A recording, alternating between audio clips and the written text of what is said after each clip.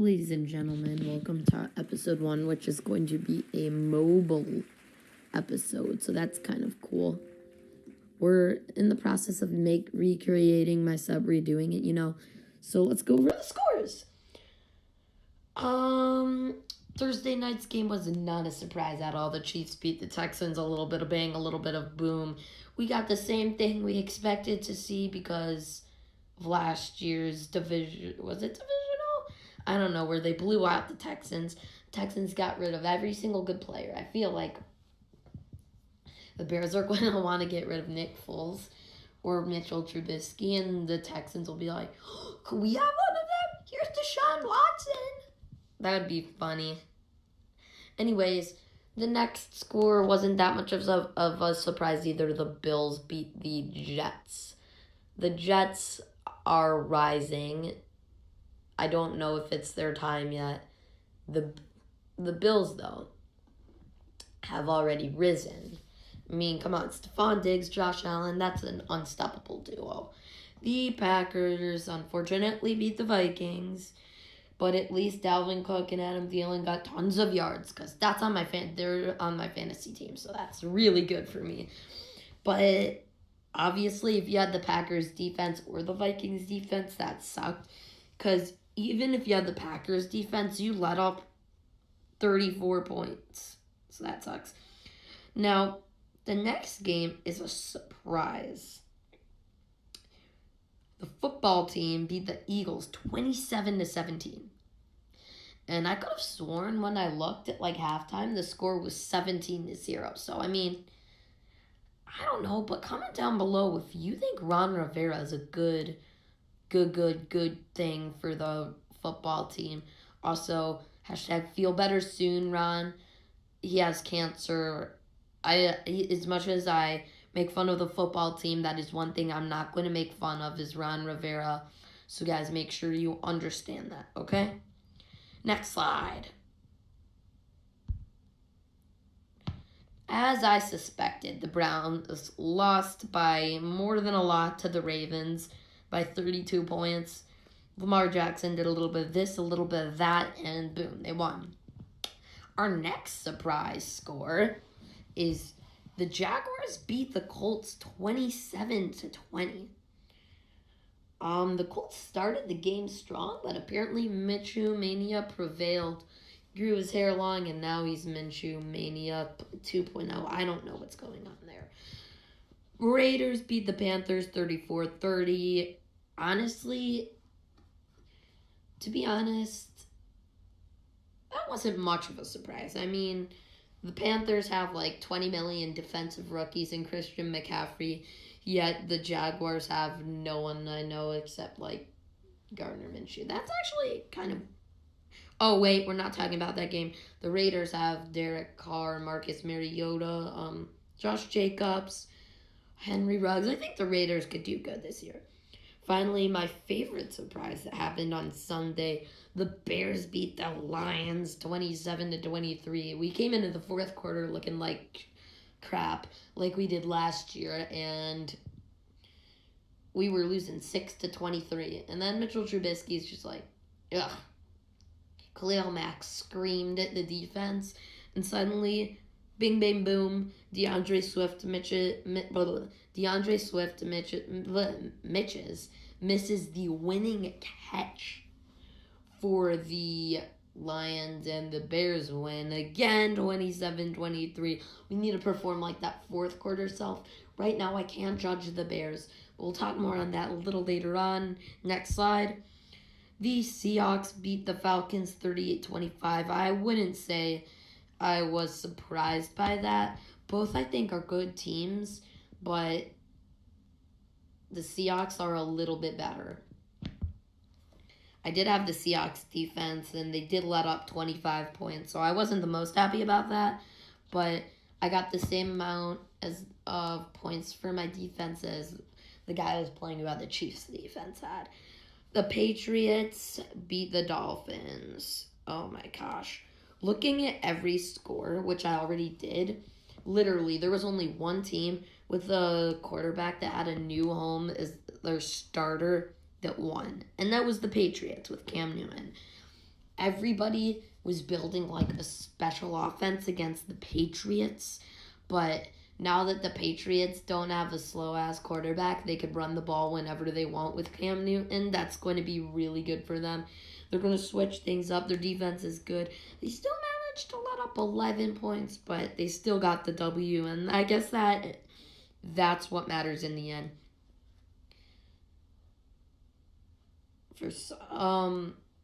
The Chargers beat the Bengals. Again, you can't say that Tyrod is a newcomer, but you can say that Joe Burrow is.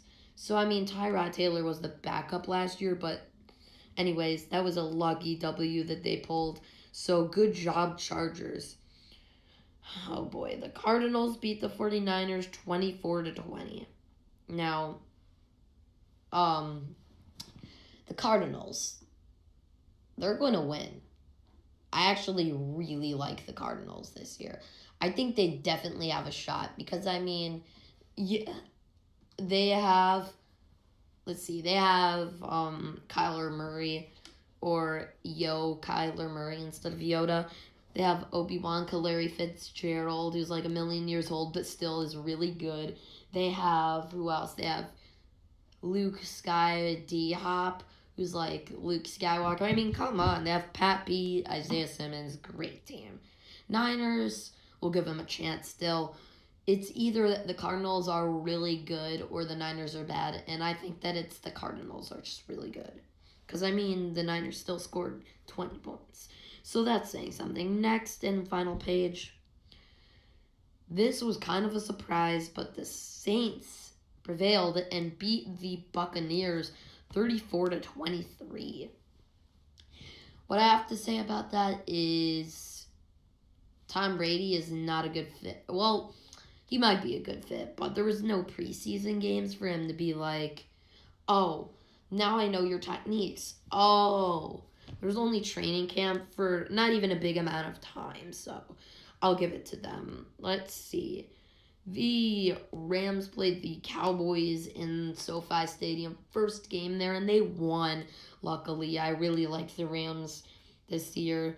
I watched Hard Knocks, so like any team in Hard Knocks, I'll feel a special connection to and hope that they will win. Steelers beat the Giants. Great. 26-16. That was actually a pretty good 10-point lead, I want to say. Pretty good. As long as Juju Smith-Schuster is back in the game, the only threat on the Giants that anyone really has to worry about is like Saquon, maybe Daniel Jones, but it's pretty much Daniel Jones's rookie part 2 year, so yeah. And finally, the Titans had a win to the Broncos. Whoa, what happened there? Actually, I like the Broncos this year. I mean, Drew Lock, Melvin Gordon, Jerry Jeudy, Von Miller. The Titans are good too. I mean, like Ryan Tannehill, Derrick Henry, someone else, Jadeveon Clowney. I don't know. But anyways, the Titans prevailed and they won against the Broncos. That was all the scores from this week, except for the next Thursday night football game, the Bengals versus Browns. That's on next week's episode. I hope you enjoyed. Scores. Thank you guys. Next seg. Okay, guys, this is our second segment. We're switching to a little bit of baseball really quick, as you can see on the screen. On Sunday, the Cubs hit a 12-0 no-hitter with pitcher Alec Nobody Knows You. Why did this no-name pitcher hit this? I don't know. Literally. Nobody knows who he is. Like, I mean, yeah, people know who he is, but he's not a big shot like John Lester or, what's his name? Kendricks. He's literally not even the best pitcher on the Cubs. He's the first pitcher on the Cubs to pitch a no-hitter since back in, like, 2016 where, what's his name? Jake Arrieta did. So, this is crazy. I just wanted to bring this point back out there. And next up, I think we'll be talking a little bit about the NBA draft. Because remember, the NBA draft is coming sooner than we think. October, it's less than a month away, guys. So we'll go talk about that, boys. Peace. And this is another segment of Master and Talks, episode 1. Today we're doing the top 8 picks for our NBA mock draft tier board. As you can see, we have our top 8 candidates on the big board. LaMelo Ball, Onyeka Angaku, I don't know how to say that. Killian Hayes, James Wiseman, Tyrese Halliburton, Obi Toppin, Anthony Edwards, and Danny Avdija. And we have our top 8 picks: Minnesota, Golden State, Charlotte, Chicago, Cleveland, Atlanta, Detroit, and New York. Let's match 8 of those players with 8 of those teams. First of all, we have Minnesota. Now, Minnesota, they already have, Karl Anthony Towns. I don't think they need LaMelo Ball. I'd say, to be honest, this big board's a little bit wrong. I'd say if I was Minnesota, I would take James Wiseman. You need a big center the most right now for Minnesota. They won number 1. And the issue is there's no, Zions this draft. So there's no apparent, oh, bro, this guy's completely number 1 overall material. Oops, sorry. A lot of people are going to be saying different things about who you should take over with 1 overall, but come on. 7'1" center, 237 pounds, James Wiseman. He sounds like a good candidate to take. Number 2, Golden State, the Warriors. Again, I would take, here's the issue. I would take LaMelo Ball, but I honestly don't know if they need it. I mean, they have Curry, and I think Curry's a shooting. Is Curry a shooting guard? I don't know Curry's position. I'm sorry, I'm not as into the NBA as I am into the NFL. But, I mean, you have Curry, right? Do you really need LaMelo Ball? Do you need a point guard? So now here's what I'm saying. The Warriors, if they don't trade their pick away, I'd say the Warriors take LaMelo Ball at 2. And then once they get him, they could decide, oh, I want to keep LaMelo. He's actually good. Or, oh, we need to trade him right away because we already have needs and we could acquire players that we know are guaranteed to be better. Hornets. If I were the Hornets, to be honest, I'd go with the shooting guard all the way. I don't know why Killian Hayes is rated so far up. I would honestly go Anthony Edwards. Shooting guard, Georgia, 6'5", 225 pounds. Sounds like a great candidate. He sounds like the kind of person that the Hornets need. I don't know if any of you guys are Hornets fan, but doesn't he kind of, look and sound like the guy you need? Look at his play style. I think that it's a really good pick for Charlotte. Anyways, my Bulls, instead of falling to number 7, we got our rivals there, and we bumped ourselves up to number 4 with the number 4th pick. I have 2 things. So really quickly, remember, I'm doing this draft right now as if the number 3 guys take the number 3 candidates. So LaMelo Ball, James Wiseman, and Anthony Edwards are not on the board anymore. So then you have to pick from there. And here's my thing. I'm not sure. So there are 2 candidates rated in tier 2 that actually the Bears, or not the Bears, that the Bulls, I think, would really do well with. And here's the issue. There are 2 that I think the Bulls will do well with. I mean, there's Obi Toppin, who I think is really good, but I'm not sure if we take him. And then there's also Danny Avdija, who could kind of have, I feel like Danny Avdija is going to be one of those guys that has a career that's, ridiculously good. He starts out in Israel, and then he comes to America, and he gets help from all the other dudes on the Bulls, and they make it to a championship. kind of like a little bit of Luka Doncic, Tony Kukoc, if you guys know him. Anyways, so I'm gonna have to settle, in my opinion. The Bulls already have a small forward. I'll take point forward Obi Toppin. Although literally their height and weight of Danny Avdija and Obi Toppin are almost the same. They're both 6'9", except Danny Avdija is 5 pounds less. But anyways, let's go into Cleveland Cavaliers. Danny Avdija isn't taken. You take him.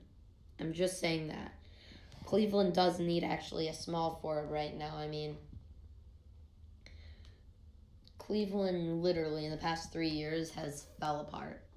Lost LeBron. They lost all that greatness on the Cavs.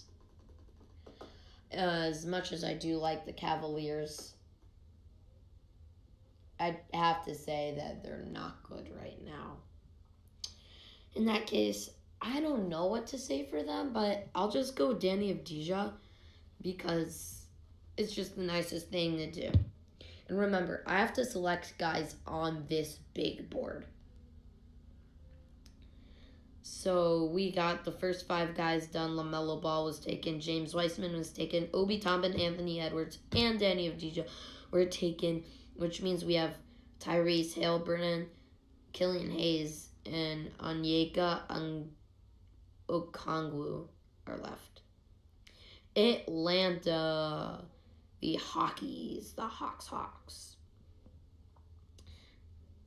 I'm honestly going to say that the Hawks do need a bigger guy, a point forward / center, and there is one left on the board, Onyeka Okongwu. I honestly think if Atlanta is looking into guys on this list, they're going to be very much into Onyeka. I think he is a great pick for them. I mean, 6'9", 245 pounds. He's a big dude. Sorry, that was my ESPN. Let me just X out.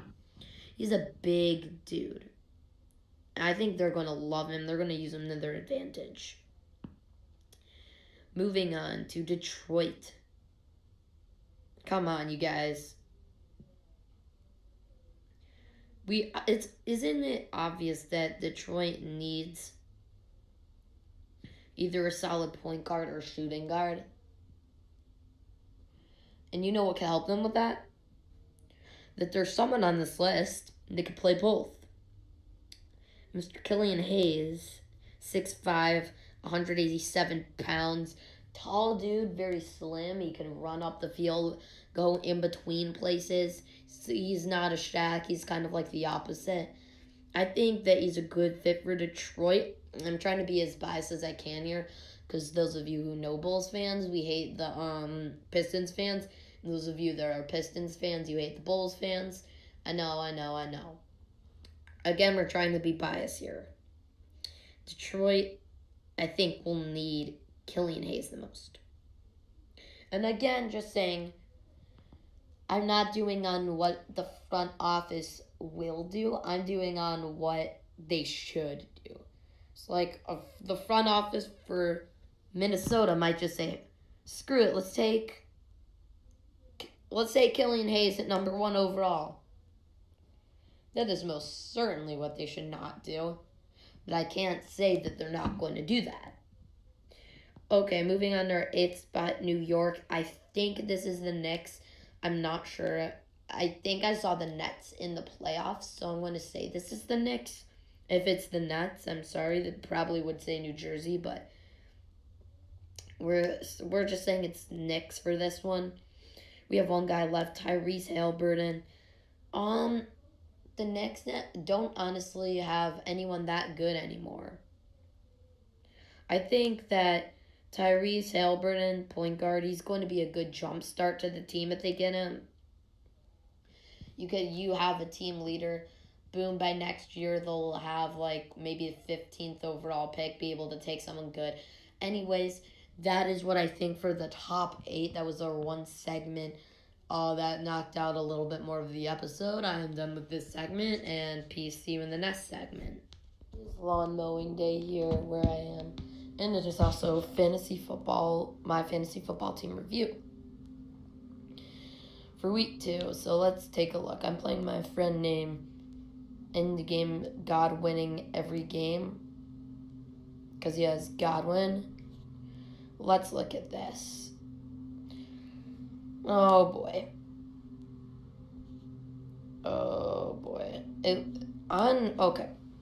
On paper, it looks like I'm going to lose, but I'm not going to.